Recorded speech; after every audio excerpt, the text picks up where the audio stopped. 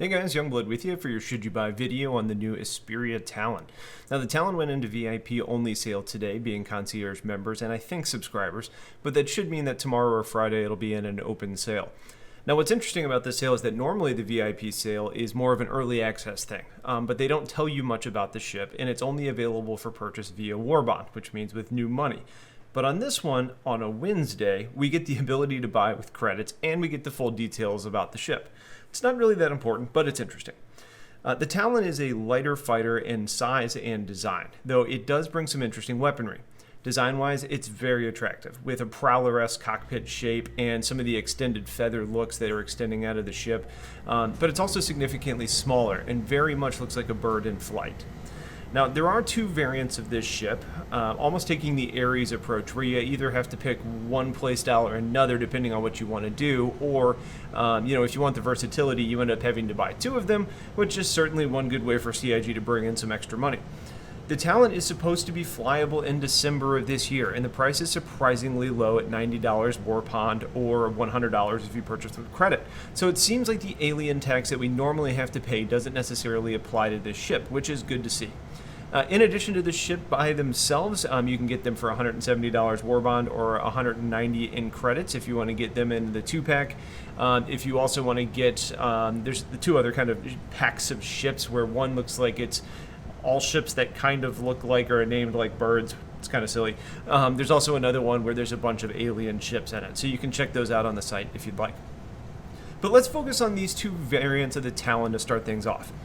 Visually, there's not really any difference between the Talon and the Shrike. It's very negligible. The primary non-component difference being that the Talon appears to have kind of greenish wings and the Shrike kind of has purplish wings. I don't know if those will end up being things that'll be painted or have skins later, but it appears that the color change there is really the only intention for them looking slightly different. Both variants are 20 meters long, 18 meters wide, and 5 meters tall, making it very closely in size to the Gladius, which is 20 meters by 17 by 5.5. And with both of those being lighter fighters at around $100, it's likely our closest comparison point for a lot of things. Now, these ships are single-seat fighters, which are very light compared to the Gladius, weighing at 28,000 kilograms, which is almost half of what the Gladius weighs. The Talon has mostly small components. It's got 8 maneuvering thrusters, it's got 2 retro thrusters, and 2 main thrusters. It's called out that it has 2 small Teverin shields, which I'm not sure what those are going to be, because the Sukarans are size 2, so we'll end up having to see what size 1 ends up being like, but it could have the same performance properties, such as having increased resistance to ballistics, a slow recharge rate, but a high hit pool, but we'll have to see.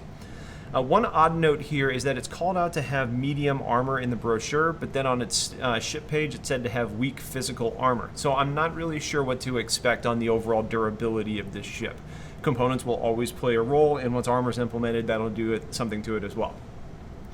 Now, as far as in-flight, the expected speed is supposed to be about 250 meters per second, which is quick, but we don't really know the full top speed at full cruise yet. The lore talks about it coming in out of nowhere and laying a beat down and then getting out of town. So I would expect the cruise speed to be pretty high. Now, in comparison to the Gladius, that comes in with a top speed of 280 meters per second. So the Gladius wins in the speed category. Agility is going to be a wild card, and again, it's a source of misinformation because we saw that there were 8 maneuvering thrusters in the brochure, but the ship stats page has it listed at 12. So we'll have to see what they really deliver on. Now, if it's anything like the Prowler, I think it's going to end up handling pretty well, and with the low mass on it, I expect that to be the case kind of regardless of the number of thrusters. One odd thing that I've noticed on the stats page was that it doesn't have a jump drive installed. But considering it's not a snub, I don't expect it to be the case at all. I think it'll eventually be able to lead the system, and I think it'll eventually have a jump drive. It probably was just a misstep on the page. One cool feature of the ship is that instead of having the traditional human ejection seat that you have in like a single-seater, you have in a full escape pod where the whole cockpit breaks away and kind of shoots out the front of the ship. Now, I don't know if you'll have any control over it once it's sent off, but I'm expecting not. But I would assume that this gives you longer survival time to get picked up over just floating around in space. The weaponry is where you have the true differences between these two ships. First off, the Talon, which is the more gun-focused one, comes with 2 size 4 hardpoints with gimbaled Teverin ballistic cannons in quotes on them. Now, I'm assuming that those are going to be the deadbolts that we saw on the turret for the Prowler, which would be medium range with a DPS of 363. I'm also assuming that you could opt to move to fixed size 4s to bring up your overall DPS potential. But if the ship is quick and nimble, oftentimes the gimbal is going to be the better approach on those types of ships. The opposite, I guess before I get into the other one, the Talon also has 2 missile racks. It carries a total of 4 missiles, so it's not a real opposing missile loadout. Now, on the other hand, what we have is the Shrike, where on the weapons front, it's a little more anemic. It has 2 gimbaled size 1 ballistic cannons. Maybe that'll end up being a deadbolt 1. Regardless, size 1 is basically useless. So you'll be better off going for fixed size 2s. Likely something like a distortion weapon that has decent range that can strip shields quickly, because the majority of your firepower comes in the form of missiles, and you want the shields down for your missiles to hit. The Shrike is kind of a Teverin mini-miss, because it has 2 onboard internal missile reloaders that carry a grand total of 24 size 3 missiles, which is a ton of firepower.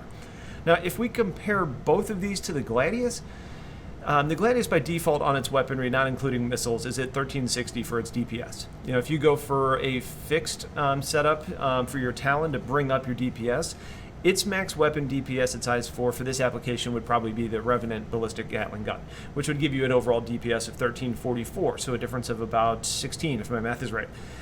So the firepower is very similar. Now, I prefer the Gladius with size 3 weaponry for redundancy and also being able to mix things up a little bit if you want to. But you also need to remember that once armor comes in, having the larger size weapon is going to play a different part with the penetration factors. Now, if you look at the missile output possibilities, the Gladius does well with missiles. However, it's not even going to be able to come close to the Shrike. The ship that really probably loses the most with the introduction of the Talon is the Khartu-Al. The Khartu has the same weapons loadout potential with gimbaled 3s or fixed 4s, but it costs $70 more. So I imagine the Khartus will still likely fly a little bit better, but probably not by a lot. And the design of the Talon is much better for avoiding damage in the first place. Now, I don't know why anyone, aside from maybe cool factor, would really just decide to pick the Khartu, because frankly, the Talon has the cool factor too. So if the Talon actually comes out the way we think it will, I think the Khartu really loses out. The brochure seems to indicate that this ship is stealthy, mostly based on the lore conversation saying, it came in out of nowhere, it would do its thing, and it'd be gone. The lore also talks about Teverin tactics, though, and being extremely organized. So I would take that stealth part with a grain of salt, and remember that the brochure is designed to help sell ships, much like a brochure in a car dealer brags about that car, too. Now, it does mention that there is an alloy in the hull that has quote-unquote uncommon stealth abilities. Or uncommon stealth qualities, excuse me. But most signature in the game comes from heat or from electromagnetic sources. So unless the hull somehow blocks some of that, you're only likely going to be helping out your cross-section somewhat.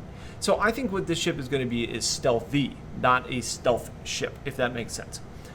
One area I was curious about was if this would actually have countermeasures, because the Prowler does not.